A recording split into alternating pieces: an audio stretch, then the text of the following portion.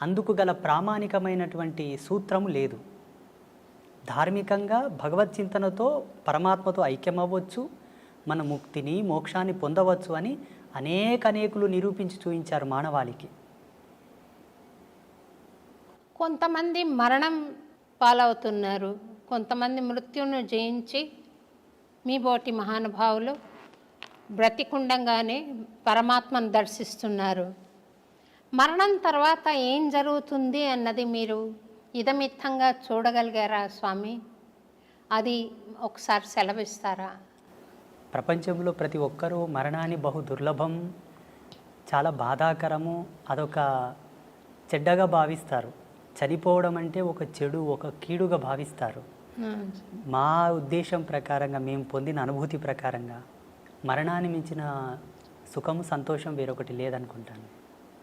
శాశ్వతానందం అది పొందగలిగితే, ఆ ఓటి మరణాన్ని పొందగలిగితే, దుర్మరణమునకు దుర్గతితో మరణించిన మరణానికి శాంతి లేదు. అది యాతన, బహు దుర్లభము, బహు కాఠిన్యమైనటువంటి యాతన. అది తగదు జీవుడికి. జీవుడికి ఎప్పుడే కానీ ఇచ్ఛామరణ సంసిద్ధి కలిగినా, భగవత్ ప్రేరణతో మరణ సంసిద్ధి కలిగినా అందుకు మించిన శాంతి వేరొకటి లేదు. అలా చనిపోవడానికి కూడా మన ధర్మం లోపల చాలామంది ప్రాకులాడారు. అందరికీ సుపరిచితులైనటువంటి భీష్మ పితామహ, వారికి మరణం వారి ఇచ్ఛా ప్రేరణతోనే కలిగినది. దక్షిణాయనం వీడి ఉత్తరాయణ పుణ్యకాలం ప్రవేశించే వరకు వారు మరణాన్ని స్వీకరించలేదు. మరణంలో కూడా ఒక ఆనందాన్ని వెతికారు వాళ్ళు, మరణంలో కూడా ఒక ప్రాముఖ్యతను వెతికారు వాళ్ళు. అలా చాలామంది మహితాత్ములు, గొప్ప గొప్ప వాళ్ళు మనకు మరణం గురించి ఎన్నో నిదర్శనాలు ఇచ్చారు. ఈనాడు ప్రజాలోకమంతా కూడా మరణం అంటే భయపడతారు. మరణాన్ని గురించి భయపడవలదు, మరణాన్ని గురించి చింతించవలదు. నువ్వు ఎంత భయపడినా, ఎంత చింతన చేసినా ఈశ్వర ప్రమాణమే జనన మరణములు. ఎలా మరణిస్తున్నావన్న దశని గురించే మనం ప్రాకులాడాలి. అన్ని ధర్మాలకు కట్టుబడి, అన్ని ఆచార ధర్మాలకు నువ్వు కట్టుదిట్టమై ఉండి నడిస్తే తప్పకుండా సహజమైన మరణం, శాంతి మరణం, ఇచ్ఛామరణమే సంభవిస్తుంది.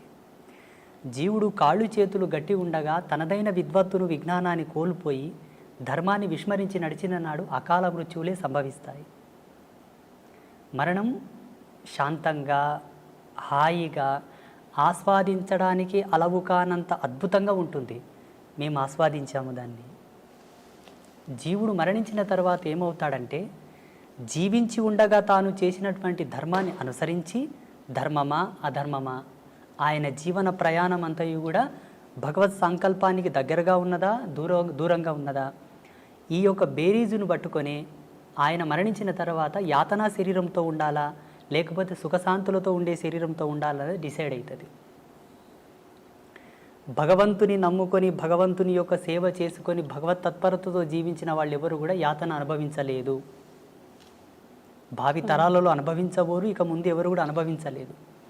ఎవరైతే భగవంతుని దూషిస్తున్నారో, హరిభక్తులను, శివభక్తులను, దైవీ తత్పర సంపన్నులను దూషిస్తున్నారో వారికి తప్పకుండా మరణానంతరం బహు దుర్లభమైనటువంటి యాతన ఉంటుంది.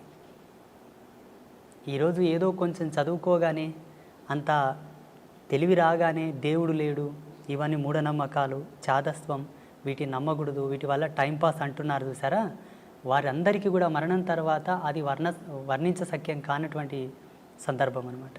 మనిషి శరీరం భౌతికంగా మనం చూస్తున్నాం కదా, అందులో మళ్ళీ ఒక సూక్ష్మ శరీరం ఉంటుంది, ఒక కారణ శరీరం ఉంటుంది, ఒక మహాకారణ శరీరం ఉంటుంది అని చెప్తారు కదా. ఆ నాలుగింటిని విడివిడిగా చూడడానికి సాధ్యపడుతుందా స్వామి? అది యోగ సంధాన కర్తృత్వంతోనే సాధ్యమవుతుంది. ఆధ్యాత్మికమైనటువంటి పూజలు, వ్రతాలు, నోములు, జపతపాదులన్నీ కొన్ని ప్రామాణికమైనటువంటి సూత్రావళి పైన నడుస్తాయి. జీవుడికి కొన్ని అనుభవాలు తెచ్చిపెడతాయి. మీరు అనుకున్నటువంటి అనుభవాన్ని తార్కికంగా, సాదృశ్యంగా చూడాలనుకుంటే యోగ మూలాలను అవలంబించాల్సి ఉంటుంది. ఇప్పుడు హిమాలయస్లో చాలామంది యోగులు ఉన్నారు. వాళ్ళు మీరు చెప్పినటువంటి ఈ అవస్థలు ఏవైతే ఉన్నాయో ప్రతిరోజు లైవ్లో చూస్తారు. వాళ్ళు సూక్ష్మ, భౌతిక, ఆది భౌతిక, ఆది దైవిక, ఈ నాలుగు అవస్థలను వాళ్ళు సశరీరంగా లైవ్లో ఎప్పటికప్పుడు వాళ్ళు సవరించుకొని చూస్తూ ఉంటారు. వాటికి యోగ మూలాలు అవసరం. కొంత కఠినాత్మకమైనటువంటి తపశ్చర్య కూడా అవసరం వాటి కోసం. ఆ రుచి, అనుభవం, ఆ ప్రేరణ ఉన్నవాళ్ళు చూశారు. తమరు చూస్తుంటారు కదా స్వామి. భగవతి ఇచ్చామ్మ. నాకు ఆశీర్వచనం ఇవ్వండి స్వామి. తప్పకుండా. ఒక రకమైన అనుభూతి కలుగుతోంది, కానీ ప్రామాణికంగా నేను దాని గురించి ఇతరులకు చెప్పలేను. నాకు స్వానుభవైక వేద్యంగా ఉంది. అదేంటో అర్థం కాని తనంలో నేను అనుభవిస్తున్నాను స్వామి. అంటే ఒక బస్సు వెళ్తుంటే ఏ ఊరికి వెళ్తుందో తెలియకుండా ఎక్కి కూర్చుంటే ఆ ఊరు చేరుంటారు వాళ్ళు, కానీ అదేం ఊరు, ఎట్లా వెళ్ళాలి, మధ్యలో వచ్చే దారులేంటి, ఇవేం తెలియదు స్వామి. మీరు నాకేమైనా గైడెన్స్ ఇవ్వగలిగితే ధన్యురాలిని స్వామి. తప్పకుండా. ఇప్పుడు మీరుండేటటువంటి అవస్థ ఏదైతే ఉన్నదో, ఈ వయసుతో, ఈ స్థితితో, ఇది చిట్ట చివరి ఒక దశకం మీది ఉన్నది స్వామి. ఇప్పుడుండేటటువంటి ఈ దశకంలో మీరు పొందవలసిన జ్ఞానమే, పొందవలసినటువంటి అనుభూతి. జీవుడు చివరి దశకంలో, చివరి తరుణం లోపల ఈ అనుభవాన్ని గనక పొందితే ఆయనకు ఉత్తరోత్తరమైనటువంటి ధర్మాల్లో భగవంతుడు సహాయంగా ఉంటాడు అన్నది కొన్ని శాస్త్రాల్లో చదివాం మేము. మీరు అడుగుతున్నది చాలా సమంజసమైనదే. తప్పకుండా మీకు అది ప్రబోధం నేను చేస్తాను. నేను బెజవాడ కనకదుర్గమ్మ రాత్రిపూట రిక్షాలో కూర్చుని నగరం అంతా చూస్తుంది. ఆ రిక్షా వాడు తీసుకెళ్ళాడు. ఒకరి అనుభవాన్ని నేను వీడియో చూశాను స్వామి. అది ఎంత మాత్రం సత్యం అంటారు? అది వాస్తవమే. చాలామంది మన కంచి పరమాచార్య మహాస్వామి వారు కూడా అమ్మవారి గురించి ఎన్నో ప్రత్యక్షమైన సాక్ష్యాలు చెప్పారు. అలాగే చాలామంది జగద్గురువులు కూడా అమ్మవారి యొక్క లీలలు, అమ్మవారు ఒక భక్తుడి యొక్క కోరిక మేరకు రిక్షాలో కూర్చొని నగరమంతా తిరిగేసి మరి ఆ భక్తుడికి మోక్షం ఇచ్చింది, ఆయనను అనుగ్రహించింది అన్నమాట సత్యమే. ఈ అనుభవాన్ని చాలామంది జగద్గురువులు, గొప్ప గొప్ప పీఠాధిపతులు కూడా వర్ణించి ఉన్నారు. చాలామంది మహాత్ములు కూడా వారి సంభాషణలో వీటి ప్రస్తావన చెప్పారు. భక్తుల యొక్క ఉద్ధరణ కొరకు 10 మందికి సాక్ష్యం కావాలి కదమ్మా. ఇప్పుడు ఏదైనా ఒక ప్రత్యక్ష సాక్ష్యం ఉంటేనే నమ్మేటటువంటి జనాలు తయారైనరు. ఇప్పుడు ఈ మధ్యలో కూడా చాలామందికి స్వామీజీలు కూడా అమ్మవారితో చేసిన అనుభవాలు చెబుతూ ఉన్నారు. వారు అక్కడ వెళ్ళినప్పుడు అమ్మవారు వారికి ఇచ్చేటటువంటి దర్శనం, వారితో చెప్పేటటువంటి మాట తీరు అంతయు కూడా సామాన్య ప్రజలకు వర్ణిస్తూ ఉన్నారు, చెబుతూ ఉన్నారు. అది జరిగిన మాట వాస్తవమే, అది జరిగింది. కొన్ని సంవత్సరాల క్రితం నేను ఒక చిన్న వీడియో చూశాను స్వామి.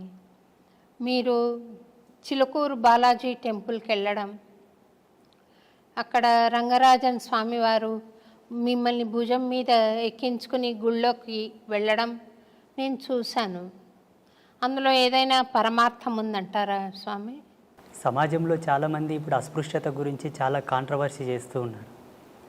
బ్రాహ్మణులు ఈ సబ్బండ వర్ణాల వాళ్ళని, దళితులను పట్టి పీడించారు, సనాతన ధర్మానికి దూరం చేశారు, ఈ ధర్మం పట్ల వాళ్ళకి ఏ హక్కు లేకుండా వాళ్ళని వెలివేశారు అని చాలామంది కాంట్రవర్సీ చేస్తున్నారు.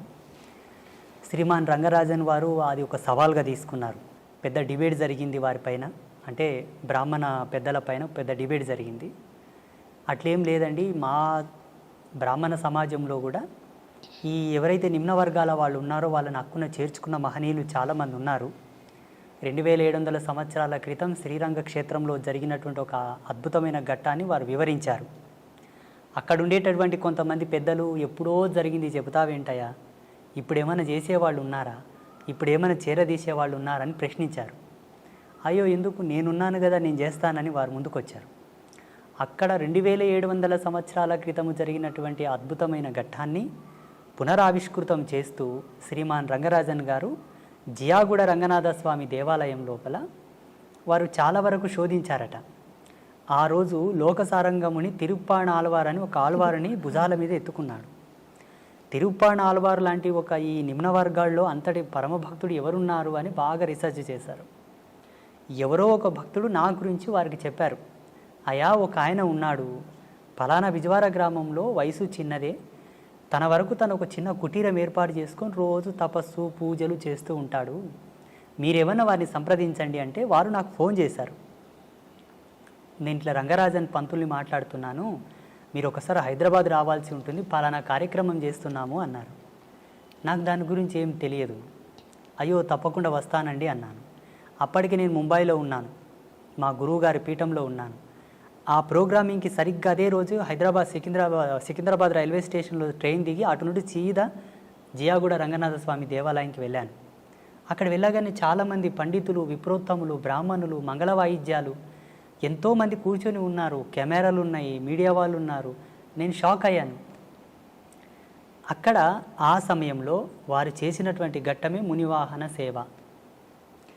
వాస్తవంగా వారు ఒక ఆదేశాన్ని, భగవత్ ఆదేశాన్ని, చిలుకూరి బాలాజీ స్వామి వారి యొక్క ఆదేశాన్ని స్వీకరించే ఈ ఘట్టము చేశారని నేను భావిస్తాను. మొత్తం సమాజానికి ఒక అద్భుతమైన మెసేజ్ అది. ఏంటి? మనసు పరిమళించి స్వీకరించగలిగితే ధర్మాన్ని ఎవరైనానూ స్వీకరించవచ్చు. అలా స్వీకరించలేని పక్షాన భగవంతుడు ఏం చేయదు, ధర్మం కూడా ఏం చేయదు కదా. ఆ కోణంలో అందరికి ఒక మంచి మెసేజ్ పోవాలని చెప్పి వారు ఆ కార్యక్రమం చేశారు. స్వామి, అయితే స్వామి, ఒక స్వాముల వారు ఆయన సాధనా సంపత్తి ద్వారా జ్ఞాన మార్గంలో ప్రవేశించి ఆయనకు ఆత్మజ్ఞానం కలిగిన తర్వాత ఆయనకు కులతత్వం ఏముంటుంది స్వామి? ఆయన బ్రహ్మర్షితో సమానం కదా స్వామి? ఉండదు. అంటే ఇక్కడ పరమహంస పరివ్రాజక తత్వం పొందినటువంటి మహనీయులకు ఏ విధమైన భేదము, భావన, చింతన, తన మన ఏవి ఉండవు. ఆ బోటి జ్ఞానులు సమాజంలో అందరూ ఉండి ఉంటే ఇంతటి ప్రశ్న, ఇంతటి సమాధానం మనకు అవసరం ఉండేది కాదు. సమాజంలో విభిన్నమైన భావాలు, విభిన్నమైన జీవన విధానాలు, విభిన్నమైనటువంటి ఆలోచన స్థితులతో ఉండేటటువంటి సమాజం ఇప్పుడున్న సమాజం. అందరికీ సమాధానం చెప్పగలిగేటటువంటి క్రియ ఒకటి జరగాలి. అందుకు పరమాత్మనే ఎందుకు ఆహుతి కాకూడదు? ఆ పరమాత్మ యొక్క భక్తుడే ఎందుకు సమిధ కాకూడదు? ఆ సమాధానము జ్వాలల్లో కాలడానికి, ఆ సమాధానపు చర్యకు ఆహుతైనటువంటి జ్వాలగా, ఆ సమిధగానే రంగరాజన్ గారు నేనిద్దరం మారడం జరిగింది. ఇక్కడ ఉండేటటువంటి స్వామీజీకి ఆ భేదము లేదు, అక్కడ ఉండేటటువంటి స్వామికి ఏ భేదము లేదు. కానీ సమాజంలో ఎవరికి కూడా సందేహం లేకుండా, ఏ ఒక్కరికి, పండితుడి నుంచి పామరుని వరకు అందరికీ సమానమైనటువంటి ఒక సమాధాన ప్రేరేపకమే ఆ మునివాహన సేవ. నాలో వాళ్ళు కులము చూడలేదు, నాలో వాళ్ళు వర్గభేదము చూడలేదు. సమాజంలో ఎక్కడి నుంచి అని తీసుకున్నావు అన్న ప్రశ్న వస్తుంది. ఆనాడు తిరుప్పాణాళ్వారు పుట్టినటువంటి కమ్యూనిటీ ఏమిటి? ఈనాడు నువ్వు పునరావృతం చేస్తున్నటువంటి కమ్యూనిటీ వాళ్ళు ఎవరు? ఆయన భాగవతుడా, భక్తుడా, భగవంతుడా, స్వామీజీయా, సన్యాసియా పక్కన పెడితే వర్గీకరణ ప్రకారంగా దృశ్యంతో చూసేవాళ్ళు ఉన్నారు ఇప్పుడు సామాన్యులు. వారి కోరకై నన్ను ఎంచుకొని నన్ను వారు ఆ కార్యక్రమంలో స్వామివారే ముందుకు తెచ్చారు. మీరన్న భావనతో ఎక్కడ కూడా భేదం అక్కడ లేదు, నాలో లేదు, వారిలో లేదు. జనాలలో కోసం, జనబాహుల్యంలో అది ఒక మంచి నిర్దేశకం కావాలి కాబట్టి వారు తీసుకోవడం జరిగింది. అంటే ఆదిశంకరాచార్యుల వారు మహాజ్ఞాన సంపన్నులైనా కూడా ఈ చిన్న భేదభావం వారిలో ఇంకా ఉందని సాక్షాత్తు ఆదిశంకరాచార్యుల వారే ఒక చండాలుడి వేషంలో వచ్చి అడ్డొస్తే తొలగమన్నారని. దేన్ని తొలగమంటావు? శరీరాన్ని తొలగమంటావా? ఆత్మను తొలగమంటావా? శరీరం నశ్వరం, ఆత్మ అనశ్వరం కదా, మరి దేన్ని తొలగమంటావో అని పవిత్రమైన ఆత్మన దాన్ని భరిస్తున్న శరీరాన్ని అని అడిగాడని చెప్తారు కదా స్వామి, అది సత్యమేనా? సత్యమే. ఇలా శంకరాచార్యుల వారి జీవితంలో ఎన్నో సాక్ష్యాలు ఉన్నాయి. మనకు సినిమాల మాధ్యమంగా గ్రాంధికంగా ఈ ఒక ఉదాహరణ ప్రాచుర్యంలో ఉన్నది. ఇలా వారి అనుభవంలో చాలా ఉదాహరణలు ఉన్నాయి శంకరాచార్యుల వారి జీవితంలో. అది ఒకటే కాక అటు ముందు కూడా కొన్ని సంఘటనలు వాళ్ళు ఎదుర్కోవడం జరిగింది. ఇప్పటికీ ఎందరో మహనీయులు ఇటువంటి సన్నివేశాలు చూసి ఉన్నారు. రామానుజుల వారి జీవితంలో కూడా ఒక ఘట్టం జరిగింది. రామానుజుల వారి జీవితంలో, మధ్వాచార్యుల వారి జీవితంలో మహనీయులకందరికీ కూడా ఎక్కడో ఒక్క మూలన జ్ఞానపు అంకురము వెలిగించడానికి, పరమాత్మనే తట్టి లేపడానికి కొన్ని సంఘటనలు జరిపించాడు. ఆ చిద్విలాస స్వరూపుని యొక్క లీలలవి, ఆ పరాత్పరుని యొక్క లీలలవి. ఆయననే సామాన్యుడిలా వచ్చి, చండాలుడిలా వచ్చి, నిషిద్ధ కులములో పుట్టినటువంటి ఒక భక్తుడిలా వచ్చి భాగవతులకు, త్రిమతాచార్యులకు కొంతలో కొంత జ్ఞానోపదేశం చేశాడు అక్కడ జరిగినటువంటి సంభాషణ మూలంగా. స్వామివారు, శ్రీ వెంకటేశ్వర స్వామివారు ఆ తిరుమల కొండలపైన ఎందరితోనో ఎన్నెన్నో ఆటలు ఆడాడు, క్రీడలు ఆడారు. చాలామంది భాగవతులతో, పుణ్యాత్ములతో ఆయన క్రీడించాడు, సంభాషించాడు. అందులో సెన్సులు ఉన్నారు, దళితులు ఉన్నారు, కొండల్లో జీవించే వాళ్ళు ఉన్నారు, చాలామంది ఉన్నారు. కొన్ని కథలు ప్రాచుర్యంలోకి వచ్చాయి. ఇప్పుడు వేంగమాంబ కానీ, అక్కడ ఉండేటటువంటి ఒక భక్తుడు కానీ, హాతీరాం బాబాజీ కానీ, ఇటువంటి వాళ్ళ గాథలు కొన్ని ప్రాచుర్యంలోకి వచ్చాయి. మరుగున పడిపోయిన చరిత్రలు చాలా ఉన్నాయమ్మా. స్వామి ఎందరెందరితోనో సంభాషించినటువంటి కథలు చాలా ఉన్నాయి. మాబోటి వాళ్ళు వాటిని తెలుసుకొని పసిగట్టి కొందరికి మాత్రం వాటి చెబుతూ, చూడన్నా మీరు దేనికి తక్కువ కాదు, శ్రీ వెంకటేశ్వర స్వామి వారే మీ వాళ్ళతో మాట్లాడారయ్యా, మీరు స్వామివారికి పాత్రులే, మీరు స్వామివారిని చేరండి, సేవించండి, వేడుకోండి అని చెప్పేసి చాలామందిని నేను ప్రేరేపితం చేశాను. ఈ ముగురమ్మల మూలపుటమ్మ అంటారు కదా స్వామి, ఆ ముగురమ్మలు ముక్కోటి దేవతలు ఒక్కటైనారు, చక్కని పాపను ఇక్కడ ఉంచారు అన్నారు. ఈ అమ్మలంతా కలిసి అక్కడ ఉన్నారు అని ఒక భక్తుడి భావన. మీరు వెంకటేశ్వర స్వామిలో అమ్మని దర్శించుంటారు కదా స్వామి, అమ్మలో కూడా వెంకటేశ్వర స్వామి కనపడుతూ ఉండాలి కదా. ఈ అభేదత్వం ఉన్నప్పుడు మా దేవుడు గొప్ప, మీ దేవుడు గొప్ప అనుకోవడం మూర్ఖత్వం అవుతుందేమో కదా స్వామి. భగవంతుణ్ణి ఎప్పుడైతే భేదంతో చూశావో జీవుడు ఇంకా పరిపూర్ణుడు కాలేదు అని లెక్క. అది సాంప్రదాయికంగా అవనివ్వండి, పీఠ పరంపరానుగతంగా అవనివ్వండి, జీవుడు తరించుటకు పలు మార్గాలున్నాయే తప్పిస్తే ఉత్తమమైనటువంటి స్థితి చేరడానికి ఉన్నది ఒకటే, పరమాత్మ.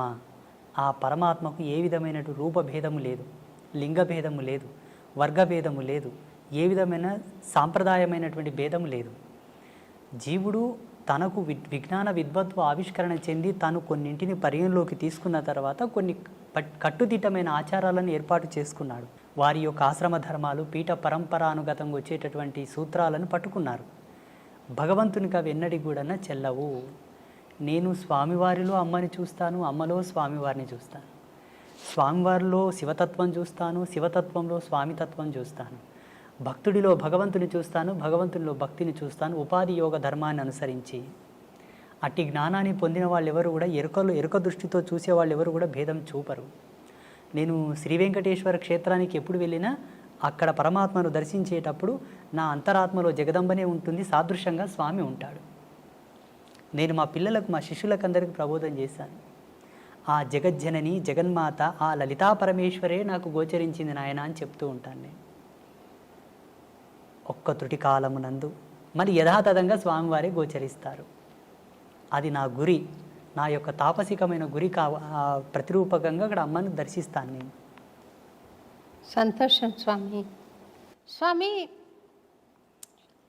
కొంతమంది మహాభక్తులయ్యుండి కూడా, సాధన ఎంతో జరిగినా కూడా, వారు కొన్ని దశల్లో కొన్ని విపత్తులను అనుభవిస్తూ ఉంటారు.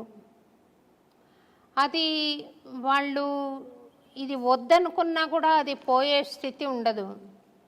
ఒక పని చేయాలనుకున్నా చేసే స్థితి ఉండదు.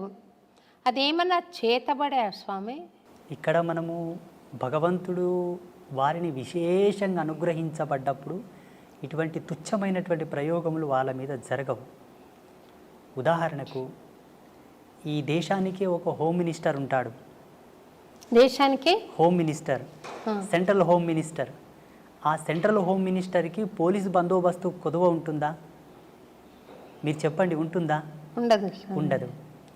భగవంతుడంటే అనిర్వచనీయమైనటువంటి శక్తి, దేని కొలతలతో కొలవలేనిది. తాంత్రిక విద్యలు, క్షుద్ర విద్యలకు కొలత ఉన్నది, లిమిట్ ఉన్నది. క్షుద్ర విద్యలు ఒకరి మీద ఆపాదం కావడానికి, ప్రయోగం కావడానికి, వారి మీద ప్రభావం చూపడానికి లిమిట్ ఉన్నది. భగవత్ చైతన్యానికి లిమిట్ లేదు, కొలత లేదు, అపరిమితం, అది అనంతం, అవ్యాజ్యము. అట్టి కృపను పొందిన మన పైన అటువంటి ప్రయోగాలు జరగవు.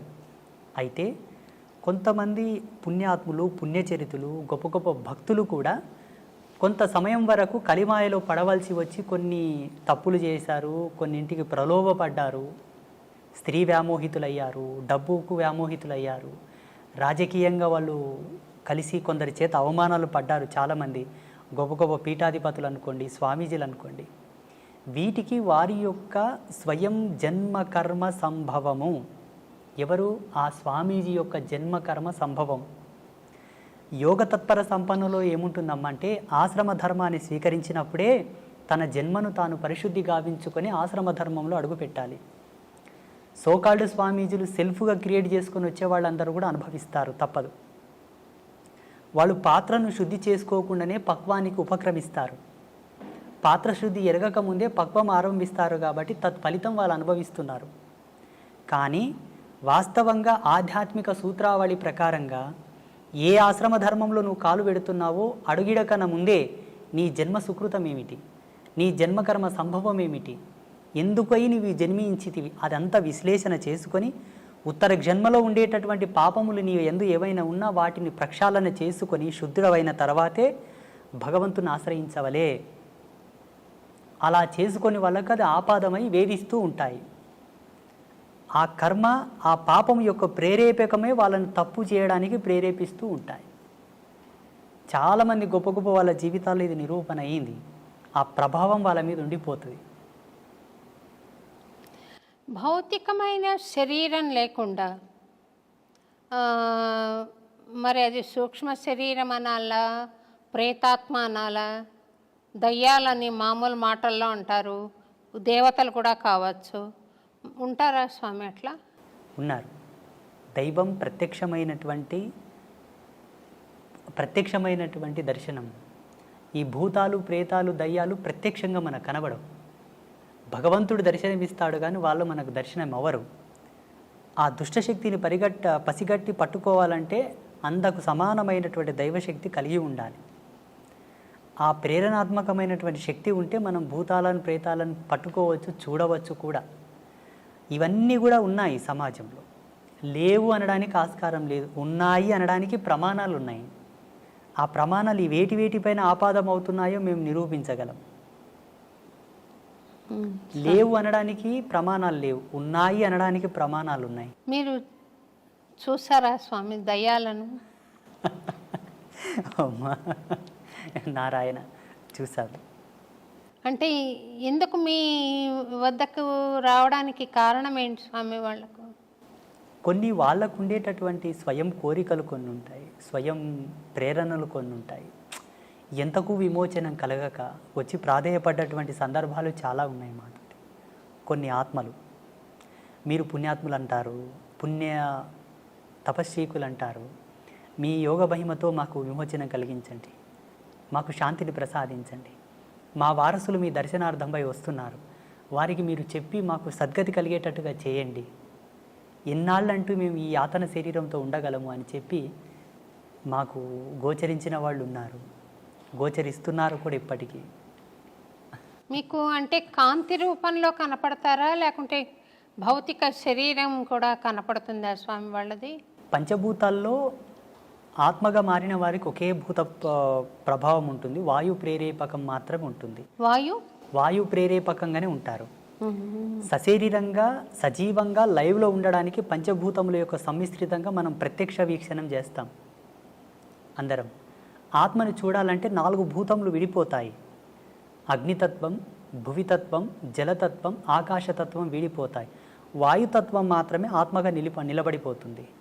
మనం ఏ ఆత్మను దర్శించాలన్నా వాయు ప్రేరేపకంగానే చూడవలే, సంభాషించవలే. ఇక్కడ మీరు దయ్యాలు, భూతాలు, ప్రేతాలు మీకు కనబడతాయా గురూజీ అని అడిగారు కదా. పంచభూతాల మీద అంతో కొరతో కాస్తో కొరతో జ్ఞానం ఉండి పట్టు ఉన్న వాళ్ళకే వాటిని పట్టుకోవడానికి ఒక విఘ్నత ఉంటుంది, లేకపోతే ఉండదు. అంటే వాటి అనుభూతి కలుగుతుందా, లేకపోతే చర్మచక్షులతో చూడగలుగుతామా? చర్మచక్షువులతో చూడొచ్చు, అనుభవైకంగా తీసుకునే వాళ్ళు కొంతమంది ఉంటారు. లైవ్లో చర్మచక్షువులతో వాళ్ళని చూస్తూ ఒక షాడో, ఒక నీడలాగా, ఒక వాయు యొక్క కేంద్రకంగా ఒక ఆకారంలాగా మనం చూసి మాట్లాడడం కూడా జరుగుతుంది. చూసిన వాళ్ళు చాలామంది ఉన్నారు. వాళ్ళని దర్శించినప్పుడు మీకు కలిగిన అనుభూతి ఏంటి స్వామి?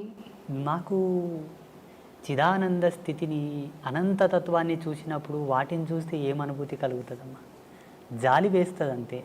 జాలి ఎందుకు స్వామి అంటే, వాళ్ళు చెప్పేటటువంటి మాటలు, వాళ్ళు పడుతున్నటువంటి బాధ, ఇంత ఆస్తి గడిచి ఇచ్చాను, నాకు తగిన శాంతి చేయట్లేదు నా వాళ్ళు అని అంటారు.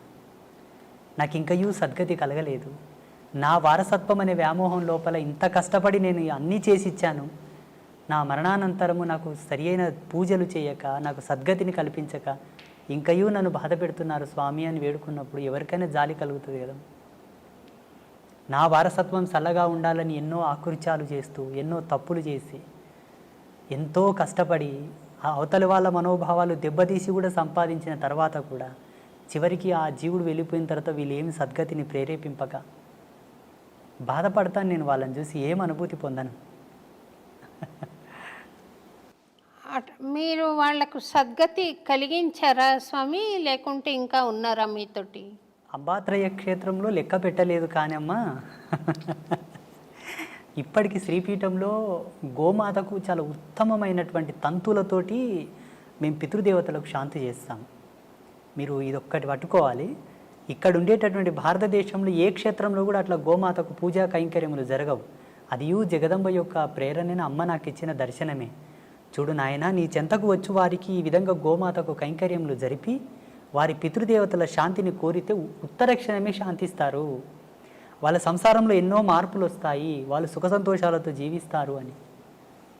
అలా మన పీఠంలో ప్రతి మంగళవారం, శుక్రవారం, పౌర్ణమి, అమావాస్యకు చాలామంది చేస్తూ ఉంటారు. వాళ్ళకి సద్గతి కలుగుతుంది స్వామి. మీరు దయ్యాలకే సద్గతి కలిగించినప్పుడు నేనేదో భక్తిగా ఉన్నాను కదా స్వామి, నాకు ఆశీర్వచనం ఇవ్వండి, ప్రసాదించండి. తప్పకుండా. అంటే మీకు ప్రత్యేకంగా నేను ఇవ్వవలసిందైతే ఏమీ లేదు. ఒక్కటి ఇవ్వగలను, ఒకటి మాత్రం ఇవ్వగలను. చెప్పండి. ఆ పరమేశ్వర యొక్క ఆశీర్వాదంతో, భగవంతుని కృపతోటి ఆల్రెడీ మీరు ఈశ్వర ప్రీతిని పొంది ఉన్నారు, భగవత్ కృపను పొంది ఉన్నారు, మీరు ఉత్తమమైనటువంటి ధర్మంలోనే ఉన్నారు, ఇందులో ఏ సందేహం లేదు. అంటే ఇంతకుముందే మనం కాఫీ తాగాం చిన్నగా, కాఫీ తాగిన తర్వాత కూడా దాని రుచిని కోరుతున్నట్టు ఉన్నది. మీరు కోరకనే కోరి ఉన్నారు, కోరినను దాన్ని కోరనట్లుగానే భావించి మీరు కోరినటువంటి దాన్ని ప్రసాదించడానికి నేను అనుగ్రహిస్తాను. ఈ కెమెరా ముందొద్దు, అందరు పట్టుకుంటారు మళ్ళీ దాన్ని. అమ్మా స్వామి, అన్నమాచార్యుల వారు 32,000 కీర్తనలు స్వామి మీద రాసిన మహానుభావుడు స్వామి. ఆయనకు 16వ ఏట స్వామి దర్శనమైంది. అప్పుడు స్వామి ఆయనను, నీ తల్లితో పాటు నీ స్వగ్రామానికి వెళ్ళిపో, తాళ్లపాకకి, నువ్వు పెళ్లి చేసుకో అని ఆదేశం ఇచ్చాడని, రోజుకొక సంకీర్తన తక్కువ కాకుండా నా మీద పాడు నువ్వు అని చెప్పాడని చరిత్ర చెబుతుంది స్వామి.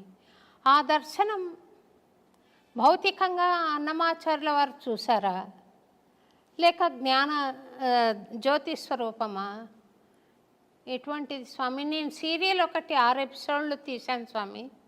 సాక్షాత్తు వెంకటేశ్వర స్వామి వచ్చినట్టుగానే చూపించాలి ఇంకా ప్రేక్షకులకి, కానీ ఎటువంటి స్వరూపం అది? ఇట్లా నడుచుకుని వచ్చి ఇలాగే నిలబడ్డా, లేకుంటే కాంతి నిలబడిందా? ఈయన చూసి ఆనంద పరవశం అయ్యాడు కదా, ఏమిటి ఆ తత్వం అని అనుకుంటున్నాను స్వామి.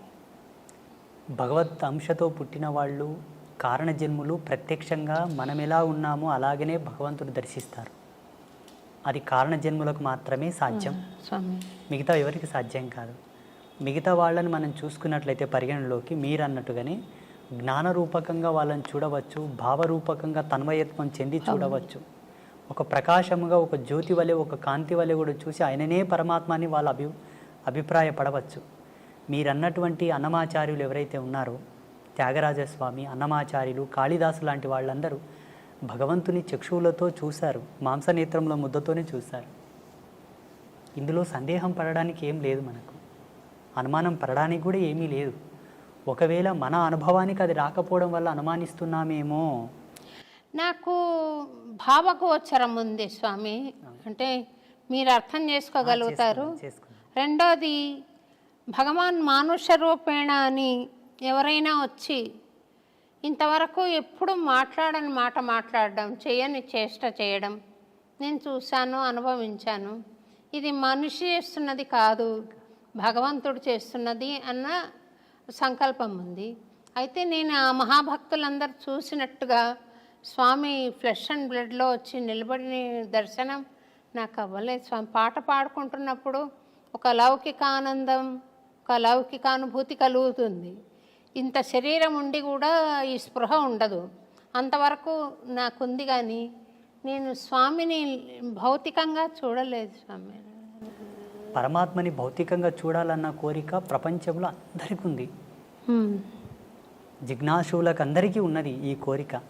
నేను యావన్ ప్రజాలోకానికి మీకును ఒక సందేశం ఏమి ఇవ్వదలుచుకున్నానంటే, భగవంతుని ఇలా ప్రత్యక్షంగా మనం చూడాలనుకుంటే మనలాగే అందుకు సరిసమానమైనటువంటి ప్రమాణము మనలో ఉండగలగాలేమో నా అభిమతం ఇది.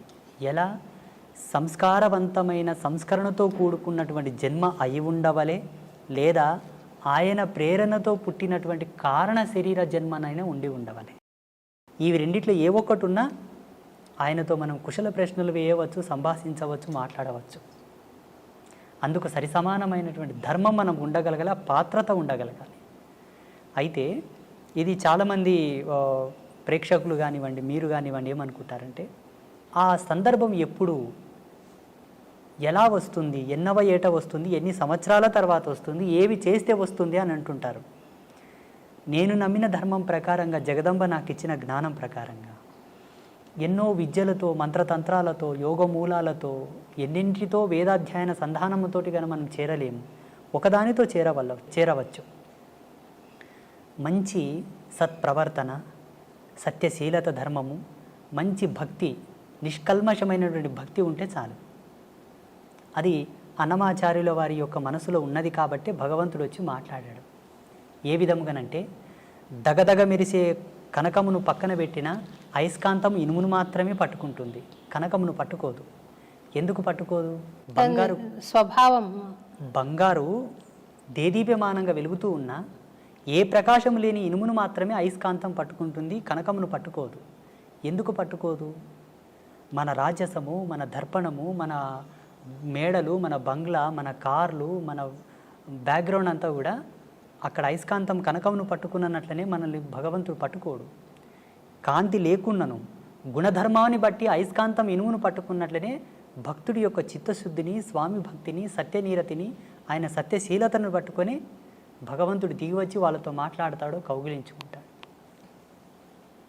పండరిపుర క్షేత్రంలో సతీ సక్కుబాయి, తుకారం, నామ్దేవ్, ఏక్నాథ్ వీళ్ళందరూ కూడా భగవంతునితో కూర్చొని మాట్లాడారు. ఆయనకు గోరుముద్దలు తినిపించారు పాండురంగానికి. అక్కడ సజీవ సాక్ష్యాలు ఉన్నాయి పండరిపుర క్షేత్రంలో ఇప్పటికీ. నాకు ఆ యోగం ఉందా స్వామి? పరమేశ్వరి ఇచ్చా. ఈ కెమెరాల ముందు ఆ వెళ్ళ మనం చెప్పకూడదు. నేను చెబుతాను మీకు ఆ యోగం ప్రసాదించుటకు, మీరు చూసుటకు గల భాగ్యం ఏంటన్నది ఇది ఆఫ్ అయిన తర్వాత చెప్తాను. నాకు ఇంతవరకు అయితే ఆ స్వామి నా తండ్రి కొడుకుగా భావించుకుంటాను స్వామి. మనకు గీతాచార్యుడు ఒక ప్రమాణం ఇచ్చాడు. అర్జున, చూడగలిగిన వారు ఎవరైనాను నన్ను చూడవచ్చు, చూడగల మనసుంటే చాలు, చూడగలగాలని ఒక ఆశ ఉంటే చాలు, అలా చూడవచ్చు అని. అప్పుడు ధృతరాష్ట్ర మహారాజు ఒక మాట అన్నాడు, ప్రభు నాకు చూసుటకు యోగ్యత లేదు, నేను అందుడను, నాకు చూపించండి తండ్రి అంటే తన శక్తిని ధృతరాష్ట్రునికి ఇచ్చి పరమాత్మ దర్శనం చేయించాడా లేదా? మీరు కోరుతున్నది కూడా ఒక ధర్మమే. ఇచ్చు యోగ్యులు ఎవరున్నానో మీకు ఆ ప్రసాదం ఇవ్వగలరు, ఆ దర్శనం చేయించగలరు. మీ అనుభవంలో అది చూసి ప్రజాలోకానికి మీరు మెసేజ్ ఇవ్వండి. ఫలానా శ్రీ శ్రీ శ్రీ ఆదిత్య పరాశ్రీ స్వామి నా జీవితంలో నేను కోరగా భగవంతుని నాకు దర్శనం గావించాడు అని మీరు సెలవియ్యండి. తప్పకుండా చెప్తాను స్వామి. ఇన్ని కెమెరా సాక్షిగానే ఇన్ని మంచి మంచి విషయాలు తెలుపుతున్నారు కదా స్వామి, తెలియజేస్తున్నారు. నేను చెప్పేది అవసరమా? వాళ్ళు నేను తెలుసుకుంటున్నానని చెప్పకనే తెలుసుకుంటున్నారు. కానీ నాకు దర్శనమైనప్పుడు మటుకు తప్పకుండా తెలియజేస్తాను స్వామి. నేను ఈ కెమెరా ఆఫ్ అవ్వగానే అందుకు సంబంధించిన మూలాలు నేను వివరిస్తాను మీకు. మీరు తప్పకుండా చేసుకుంటారు అన్న నమ్మకం నాకుంది. సంతోషం మీ స్వామి. లక్ష్యంగా అది మిగిలిపోయి ఉన్నది. స్వామివారు మమ్మల్ని ఇక్కడ పిలిపించారని నేను భావిస్తున్నాను. సంతోషం స్వామి. ఈ ఏమాత్రము భయము భక్తి లేకుండా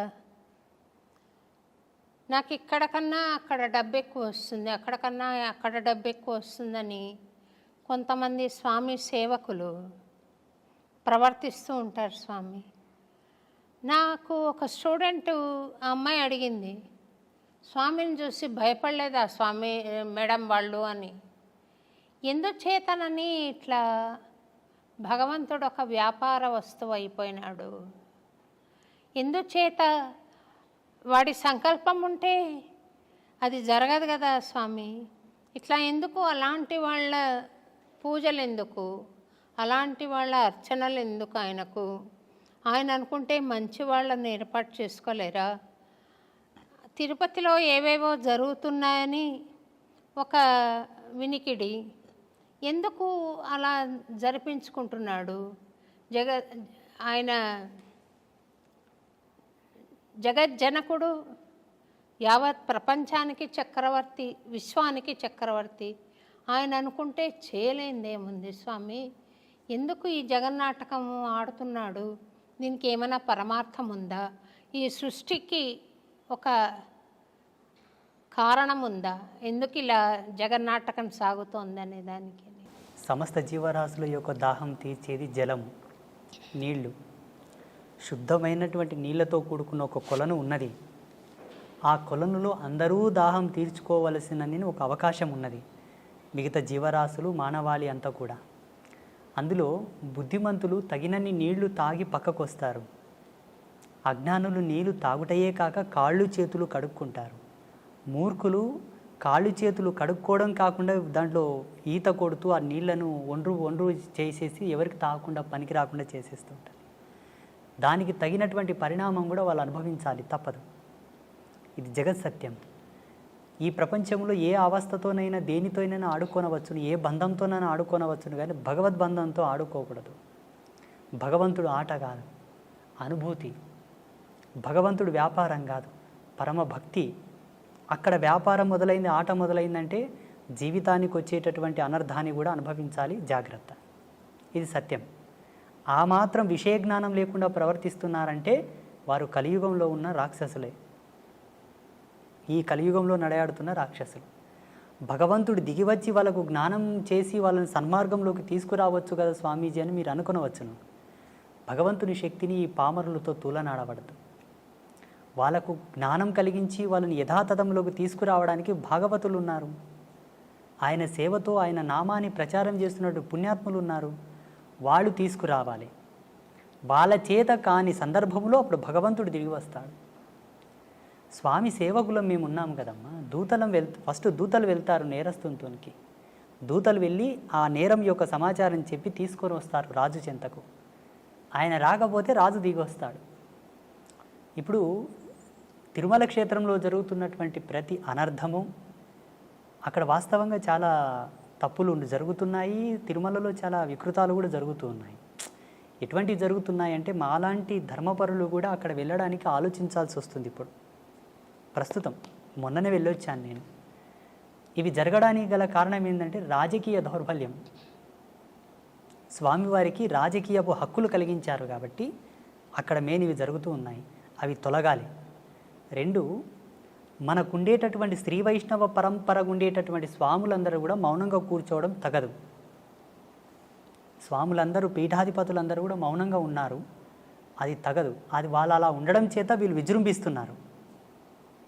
ఎంతకు భగవంతుని యొక్క త్రిపుండ్రములను ధరించి భగవంతుని యొక్క నామాన్ని చెప్పుతున్న మనకు ఆయనను రక్షించుకునే హక్కు మనకు ఉంటుంది.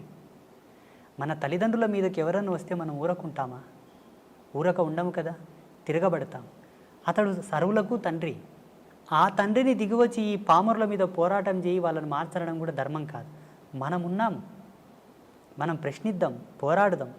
ఆ బాధ్యతగా ఆ దిశగా కొన్ని సంఘాలతో నేను మాట్లాడి, హిందూ ధార్మిక సంఘాలతో నేను మాట్లాడి, అయ్యా తిరుమలలో ఇవి జరుగుతూ ఉన్నాయి, కొంత మీరు మాట్లాడండి, మీ ఫౌండేషన్ ద్వారా మాట్లాడండి, మీ యొక్క సంఘం ద్వారా మీరు మాట్లాడండి, ఈనాడు మాట్లాడిన మాట ఒక మహావృక్షం అవుతుంది భావితరాలలో అని చెప్పేసి మొన్న రీసెంట్గా చాలామంది నేనే పురమాయించడం జరిగింది.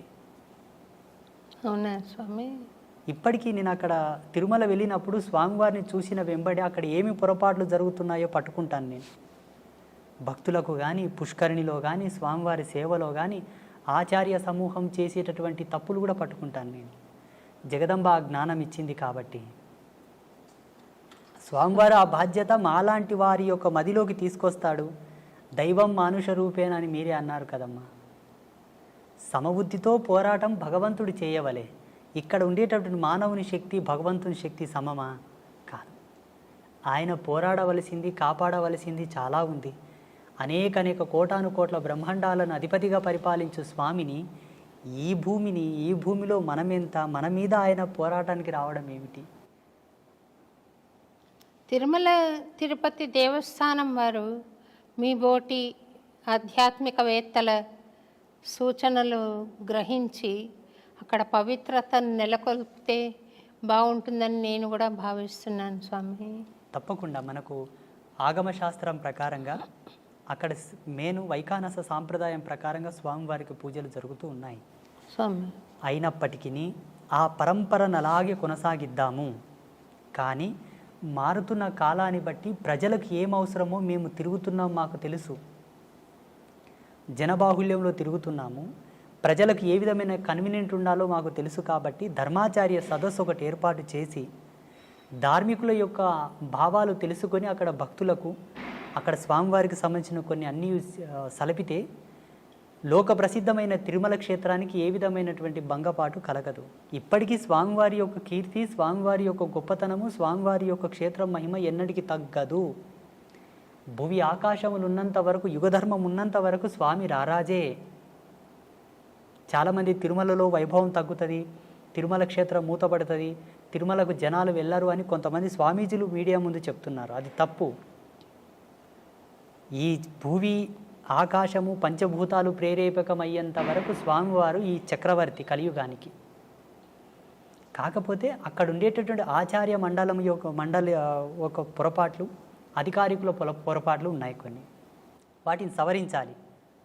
స్వామి, నాకొక అలవాటో యావానాలో తెలియదు, కానీ నేను చిన్నతనంలో, అంటే మరీ చిన్నదాన్ని కూడా కాదు, 25 ఆ ఏళ్ళప్పుడు గుడికి వెళ్ళి నమస్కారం చేస్తూ పూజారి దృష్టి కొంచెం మరల్చగానే గర్భగుడిలోకి వెళ్ళిపోయి పాదాలు పట్టుకొని నమస్కారం చేసి వచ్చేదాన్ని.